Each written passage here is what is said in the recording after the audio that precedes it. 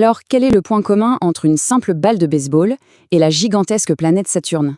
Eh bien, aussi surprenant que ça puisse paraître, elles obéissent exactement aux mêmes règles.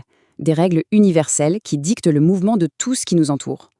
Aujourd'hui, on va plonger dans ce qui est, en quelque sorte, le mode d'emploi de l'univers, les 3 lois fondamentales d'Isaac Newton. Voilà notre feuille de route. D'abord, on va se mettre d'accord sur le vocabulaire, le langage du mouvement. Ensuite, on décortiquera la fameuse loi de l'inertie. Après ça, on verra le trio inséparable, force, masse et accélération. Puis, le principe d'action et de réaction. Et pour finir, on mettra tout ça en musique avec un exemple concret pour voir comment ça fonctionne dans la vraie vie. Allez, c'est parti. Première section, le langage du mouvement. Parce qu'avant de plonger dans le pourquoi les choses bougent, il faut qu'on soit tous d'accord sur le comment on en parle. On va poser les bases avec 3 termes absolument clés. Bon, le point de départ de tout, littéralement, c'est la position. C'est simple, hein. Pour parler du mouvement de quelque chose, il faut bien savoir d'où ça part. C'est un peu comme un GPS. Si on ne lui dit pas où on est, il ne peut pas nous dire où aller. En physique, c'est exactement la même idée. La position, c'est la base de tout. Ensuite, on a la vélocité. Et là, attention, c'est un mot un peu plus précis que la simple vitesse. La vitesse, c'est juste un chiffre. Ça dit à quel point on va vite. Mais la vélocité, c'est plus complet. Ça nous dit à quel point on va vite et dans quelle direction. Par exemple, dire « je roule à 50 km/h », c'est une vitesse. Mais dire « je roule à 50 km/h vers le nord », ah, là c'est une vélocité. Et cette petite différence, en physique, elle change tout. Et on termine notre trio de base avec l'accélération. Alors là, il y a une idée reçue qu'il faut tout de suite corriger. On pense souvent que accélérer, c'est juste, aller plus vite. Mais en physique, c'est bien plus que ça. L'accélération, c'est n'importe quel changement de vélocité. Donc oui, accélérer, c'est aller plus vite, mais c'est aussi freiner, donc ralentir. Et c'est même tourner. Quand on prend un virage, même si le compteur de vitesse ne bouge pas, on est en train d'accélérer parce qu'on change de direction. C'est un point super important à retenir. Ok, maintenant qu'on a notre vocabulaire en place, on peut s'attaquer au gros du sujet, la première loi de Newton. En fait, elle répond à une question toute simple. Que se passe-t-il quand on laisse un objet tranquille? Quel est son comportement par défaut, en quelque sorte? C'est ce qu'on appelle la loi de l'inertie. Voilà le principe de l'inertie. J'aime bien l'appeler la loi de la flemme cosmique. En gros, les objets sont un peu paresseux. Ils continuent à faire ce qu'ils sont déjà en train de faire. Un objet au repos, il a envie de rester au repos. Un objet en mouvement, il veut continuer son mouvement, tout droit et à la même vitesse. Pensez à un satellite dans l'espace. Une fois lancé, il n'y a rien pour le freiner. Alors il continue, indéfiniment, à moins qu'une force ne vienne le perturber. Et bien sûr, les physiciens adorent traduire ça en une petite équation bien propre. La voici. Ça peut faire un peu peur, mais c'est très simple en réalité. Ce sigma Fx, ça veut juste dire la somme de toutes les forces qui viennent de l'extérieur.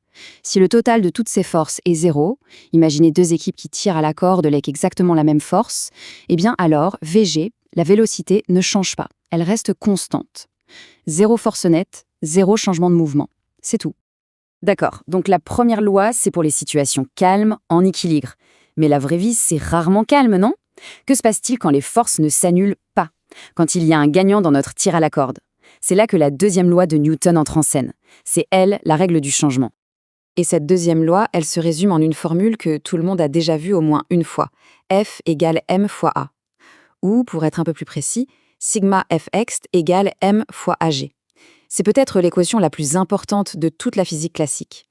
C'est vraiment le cœur du réacteur, la recette qui lie 3 ingrédients fondamentaux, la force, la masse et l'accélération.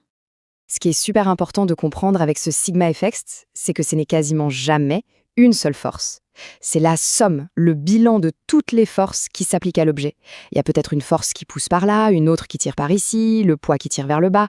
Et c'est la force nette, la force résultante de tout ce bazar, qui va dicter comment l'objet va accélérer.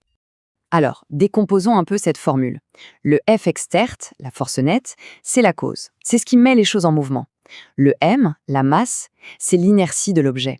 Sa difficulté à être bougé si on veut. C'est sa résistance au changement. Et le AG, l'accélération, eh bien c'est la conséquence, le résultat. L'exemple du caddie est parfait pour ça. Pousser un caddie vide, c'est facile, il accélère vite. Maintenant, remplissez-le à ras-bord. Avec la même poussée, il va accélérer beaucoup, beaucoup plus lentement. Pourquoi? Parce que sa masse est plus grande, donc il résiste plus au changement. On arrive à la 3e et dernière loi. Et celle-là, elle est presque poétique. Elle nous montre une symétrie fondamentale dans l'univers. Les forces ne sont jamais solitaires. Elles vont toujours par paires.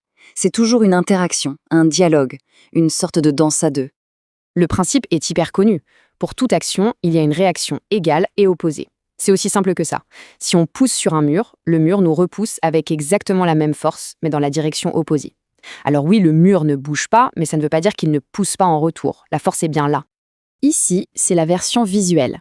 La force que l'objet A exerce sur l'objet B est toujours la jumelle parfaite, mais opposée, de la force que B exerce sur A.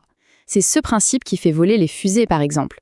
La fusée ne pousse pas sur l'air, non, elle éjecte des gaz à très haute vitesse vers le bas, ça, c'est l'action, et en retour, ces gaz expulsés poussent la fusée vers le haut, ça, c'est la réaction. C'est un échange de force parfait. Bon, on a vu les 3 lois séparément. Maintenant, le plus intéressant, c'est de voir comment elles travaillent ensemble.